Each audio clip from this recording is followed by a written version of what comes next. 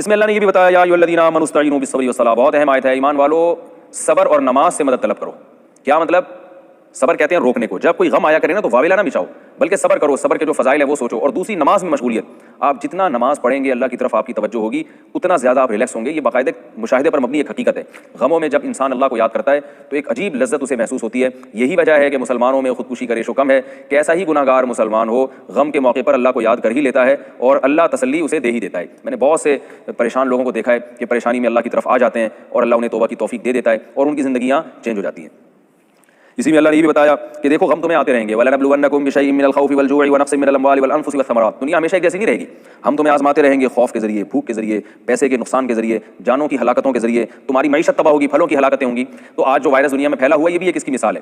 یہ کیا ہے؟ جانیں ہلاکتوں میں آ رہی ہیں، معیشت تباہ ہو رہی ہے، تو اللہ فرماتے ہیں یہ آزمائشیں آتی رہیں گی، وَلَنَبْلُوَنَّكُمْ، ضرور بے ضرور ہم تمہیں آزماتے رہیں گے، لیکن اس آزمائش میں واویلا نہیں مچانا۔ وَبَشِّرِ الصَّابِرِينَ، صبر کرنے والوں کو اے نبی خوشخبری سنا دیں۔ اب آپ بتاؤ غیر مسلم کے پاس تسلی کی ایسی آیتیں ہیں، وہ تو بیچارے پاگل ہوئے ہیں، جو نہیں بھی مرے وہ ڈپریشن سے مر رہے ہیں۔ تو آپ احتیاطی تدابیر مکمل اختیار کریں، لیکن ساتھ ساتھ صبر بھی کرنا ہے، اور صبر کیسے کرنا ہے اس کا اللہ نے بہترین نسخہ بیان کر دیا۔ فرمایا اذا اصابتہم مصیبہ، جب ایمان والوں کو کوئی مصیبت پہنچتی ہے، یعنی کوئی خوف یا بھوک، معاشی ترقی نہ ہو رہی ہو، معاشی نقصان ہو رہا ہو، یا جانیں ہلاک ہو رہی ہوں، تو وہ کیا کہتے ہیں؟ انا للہ، ہم اللہ کے غلام ہیں، ہم اللہ کے لیے ہیں۔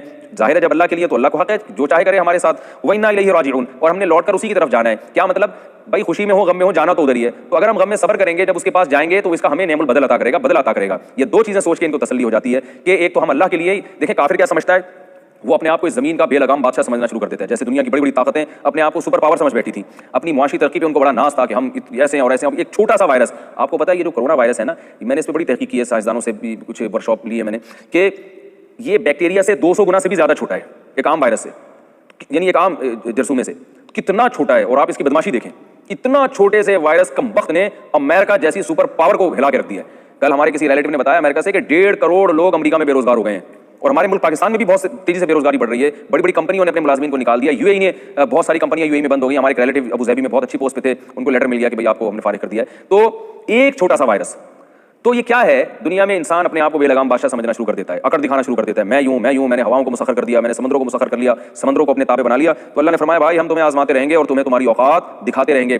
تو جو ایمان والے ہیں وہ کہیں گے یہ تو نارمل ہے، اس لیے کہ ہم تو اللہ کے لیے، بھائی ہم تو کہتے ہی نہیں کہ زمین ہماری ہے، ہم تو خود اپنے نہیں ہیں، ہم خود کسی اور کے ہیں، تو یہ زمین ہماری کہاں سے ہو گئی؟ یہ معیشت ہماری کہاں سے ہو گئی؟ یہ ترقی ہماری کہاں سے ہو گئی؟ ایک آدمی خود کسی اور کا ہے اور وہ کہہ رہا ہے یہ موبائل میرا ہے، تو بھائی تم تو خود اپنے نہیں ہو، تمہیں تو ایک چیز میں اختیار نہیں ہے، تو یہ چیزیں تمہاری کہاں سے ہو گئی؟ تو اللہ نے فرمایا کہ ایمان والے تسلی رکھتے ہیں کہ بھائی ہم اللہ کے ہیں، اور ایک تسلی یہ بھی ہوتی ہے کہ اس پر ہمیں اجر ملے گا، انا الیہ راجعون، ہم نے لوٹ کر اللہ کی طرف جانا ہے۔ اور نبی صلی اللہ علیہ وسلم نے خوشخبری سنائی، فرمایا حتی الشوکۃ یشاکھها، ایک کانٹا بھی تمہیں لگتا ہے نا، اس سے جو تکلیف ہوتی ہے اس پہ بھی آپ صلی اللہ علیہ وسلم نے فرمایا تمہارا گناہ معاف ہوتا ہے اور اللہ تمہیں نیکی دیتے ہیں۔ تو جب ایک کانٹا لگنے پر گناہ معاف ہو رہے ہیں اور نیکیاں مل رہی ہیں، تو ایک وائرس اور ایک وبا میں جو ہمیں ٹینشن ہوگی، اس ٹینشن پہ اگر صبر کریں گے احتیاطی تدابیر کے ساتھ، تو پھر یہ کتنی بڑی فضیلت کا ذریعہ بن جائے گی۔ تبھی صحابہ کرام میں جب طاعون پھیلتا تھا وہ ٹینشن نہیں لیتے تھے، بلکہ وہ خوش ہوتے تھے کہ بھئی شہادت کا اجر ملے گا۔ اچھا یہاں ایک بات ذہن میں رکھیں، خوش ہونے کا یہ مطلب نہیں کہ احتیاطی تدابیر چھوڑ دیں آپ۔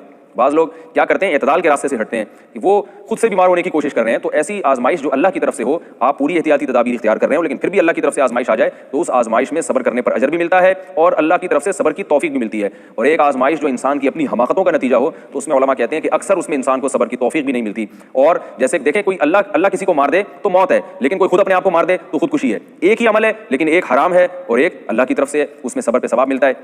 انسان کی جو ہے نا وہ عالم برزخ میں پہنچ جاتا ہے، اپنے اعمال کا حساب کا وقت آ جاتا ہے اس کے پاس، لیکن خودکشی کرے گا تو حرام موت مرے گا۔ تو اس لیے دو چیزوں کو خلط مت نہیں کرنا چاہیے۔